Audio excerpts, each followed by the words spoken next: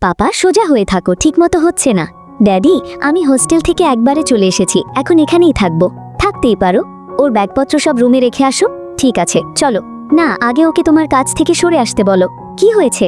পাপা, ভাই আমাকে তোমার থেকে আলাদা করে দিতে চায়। আমি এই ক্লিপগুলো খুলে নিচ্ছি। লাগবে না, আমি চলে যাব। চলে যাবে তো যাও, এখনো দাঁড়িয়েছো কেন? এই, তুই চুপ কর। আমাদের মিশন সাকসেসফুল।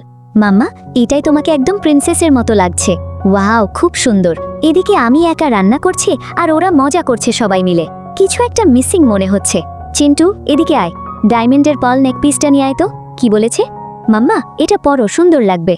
এই তো সুযোগ, মাম্মা ঘুমিয়ে আছে, এটাই পারফেক্ট টাইম। মাম্মা, মাম্মা, ইঁদুর!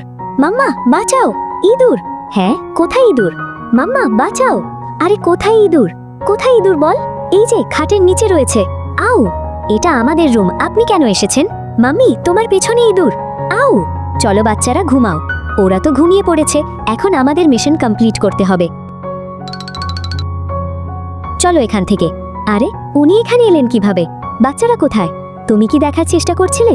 মানে আমি তো বাচ্চাদের খুঁজছিলাম। দেখেন, কে কার জায়গায় চলে এসেছে। এপাশে এত বালিশ কেন? চিকুর বাচ্চা, কি করছিস তুই?